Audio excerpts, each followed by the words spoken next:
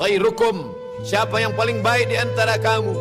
Atqakum, orang yang paling takut kepada Allah Subhanahu wa ta'ala. Khalaqnal insan, kami ciptakan manusia, min nutfatin, dari sperma, amsyajin, yang kami campur dengan sel telur, sel ovum, thumma nabtalihi, kami uji dia, faja'alnahu sami'an basira, kami jadikan dia bisa mendengar, dia bisa melihat. Dia sebelumnya bukan apa-apa dan bukan siapa-siapa, tapi ketika sudah ada ruh dalam jasadnya, muncullah hawa nafsu dan keinginan, nafsu makan, nafsu minum, nafsu biologis, nafsu kekuasaan, nafsu politik, membuat dia jatuh ke tempat yang paling rendah. Summa radadnahu asfala safilin, tapi ketika dia ada rasa takut dalam hati, maka dia diangkat Allah setinggi-tingginya. Allah berikan dia, waliman khafa maqama rabbih jannatan, orang-orang yang takut kepada Allah, Allah berikan mereka balasan 2 surga. Di dunia sudah berada di dalam surga. Idza marartum bi riyadil jannah, kalau kamu melewati taman-taman surga, farta'u, maka makan minumlah kalian di taman surga itu. Ya Rasulullah, bukankah surga itu di akhirat? Mana ada surga di dunia? Ada. Majalis zikir, majlis-majlis zikir, ketika mendengar kalimat Allah disebut, ketika mendengar ayat-ayat Allah berkumandang, ada rasa takutmu kepada Allah, bersyukurlah, berarti kau lebih baik daripada hari kemarin. Tapi bila itu hanya sekedar di luar fisik saja, tak masuk ke dalam, perlu kau pikirkan, ternyata laknat Allah bukan dalam bentuk kemiskinan. Orang miskin belum tentu terlaknat. Laknat bukan dalam bentuk kesakitan. Orang sakit belum tentu dimurkai Allah. Ma asaba min musibatin, apa yang terjadi musibah, yang terjadi pada dirimu, yang terjadi di alam semesta, boleh jadi ada hikmah-hikmah di baliknya. Ma yusibul mu'min min nasabin wala wasabin wala saqamin wala syaukin yastakuha, penyakit, gundah gulana, susah hati, bahkan duri yang menusuk tapak kaki, belum tentu laknat. Tapi boleh jadi Allah ingin menghapuskan dosa-dosamu di masa yang lalu. Tapi yang kita khawatirkan adalah ketika tak ada rasa takut kepada Allah Subhanahu wa ta'ala, walau sedikit pun. Di mana sebenarnya rasa takut itu? Apakah di mata? Apakah di telinga? Apakah di otak? Apakah di kaki? Sesungguhnya rasa takut itu ada di dalam segumpal bagian dari tubuh. Ala fil jasadi mudghah, ketahuilah di dalam jasad itu ada segumpal, ada segenggam, ada sekepal. Idza salahat salahal jasadu kulluh, kalau yang segumpal itu baik, maka seluruh tubuh ikut menjadi baik. Wa idza fasadat, kalau dia rusak, maka yang lain ikut menjadi rusak. Ala wahyal qalb, dia adalah hati. Laknat Allah pertama kali turun ke dalam hati. Khatamallahu ala qulubihim, Allah mengunci hatinya. Kalau sudah hati terkunci, maka dia akan menular ke telinga. Wa ala sam'ihim, kalau sudah telinga tersumbat, maka dia akan menjalar ke mata. Wa ala absarihim ghishawah, di mata mereka ada pembalut penutup, sehingga telinga tak lagi berfungsi, sehingga mata tak lagi dapat mengambil pelajaran. Sempurnalah penderitaan. Summum bukmun amyun, peka, tuli, bisu, telinga tak mendengar, mata tak mengambil pelajaran. Berapa banyak menemukan orang susah, tapi tak bersusah hati melihat orang susah.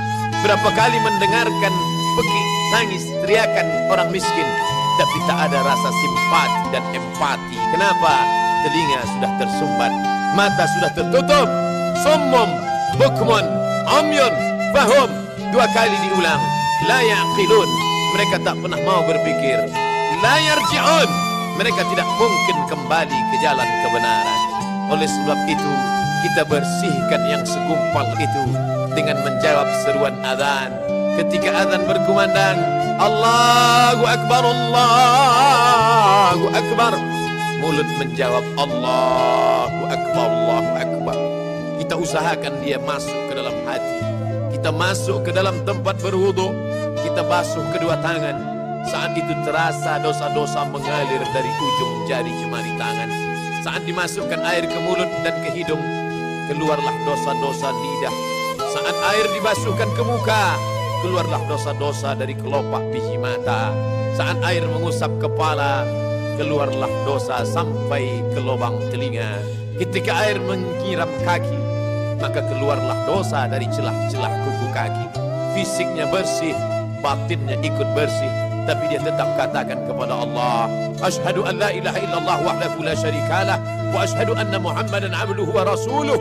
Pengakuan kepada Allah, mengaku di hadapan Rasulullah. Setelah itu memohon, Allahumma ja'alni minat tawwabin. Kemarin aku tidak baik, hari ini aku ingin menjadi orang baik. Masukkan aku ke dalam orang-orang yang baik. Waj'alni minal mutatahhirin. Jadikan aku orang yang mensucikan hati dari hasad, dari riya, dari sum'ah, dari takbur, dari merasa diri lebih mulia. La yadkhulul jannah, tak masuk surga. Man kana fi qalbihi, siapa yang dalam hatinya mithqala habatin min khardalin min kibrin, ada sombong sebesar biji sawi. Waj'alni minal mutatahhirin. Masukkan aku ke dalam orang-orang yang mensucikan hati, ya Allah. Waj'alni min ibadikas salihin. Jadikan aku termasuk orang-orang yang saleh. Bersimpuh sujudlah di hadapannya. Saat itu kau menjadi orang yang baik daripada hari kemarin. Walaupun di daerahmu kau termasuk orang yang miskin, walaupun di daerah lingkunganmu kau termasuk orang yang tak ada kuasa, tak ada jabatan apa-apa, tapi di hadapan Allah, ja'alnakum khalaqnakum min nafsin wahidah wa ja'alnakum syu'uban wa qabaila. Kami jadikan kamu bersuku-suku, berbangsa-bangsa, tapi yang paling mulia di hadapan Allah, inna akramakum indallah. Yang paling mulia bukan yang paling tinggi jabatannya, yang paling mulia bukan yang paling banyak hartanya, yang paling mulia akramakum indallah atqakum. Orang yang paling takut, orang yang paling ada rasa khawatir di dalam dirinya. Apakah aku termasuk hamba yang diridhai Allah subhanahu wa ta'ala, yang selalu terucap dari lidahnya, ilahi anta maqsudi, engkau yang kumaksud ya Allah, wa ridhaka matlubi, ridhamu yang kucari ya Allah. Apapun yang kulakukan, apapun jabatan yang aku ada di dalamnya, maka sesungguhnya itu untuk mencari ridhamu ya Allah. Umat ini dikatakan umat terbaik bukan karena masjidnya besar. Umat ini dikatakan umat terbaik bukan karena pergi ke Makkah setahun 2 kali. Umat ini dikatakan umat terbaik bukan karena suaranya merdu membacakan Al-Quran. Umat ini dikatakan umat terbaik bukan karena suara lantang menyampaikan khutbah. Dia dikatakan terbaik, kuntum khaira ummah, kamu umat terbaik, ta'muruna bil ma'ruf, kalau kau sanggup mengajak orang berbuat baik, wa tanhauna 'anil munkar, kalau kau sanggup melarang perbuatan mungkar. Yang sanggup dengan tangannya, yang sanggup dengan kekuasaannya, yang sanggup dengan jabatannya. Man ra'a minkum mungkaran, siapa di antara kalian melihat kemungkaran, falyughayyirhu biyadihi, rubah dengan tangan. Ketika tanda tanganmu masih berlaku, ketika kekuasaan ada dalam genggaman tanganmu, pakailah dia menegakkan agama Allah. Orang yang paling rugi adalah orang yang pernah menerima jabatan, orang yang pernah menerima kekuasaan, tapi tidak dipakai menolong agama Allah.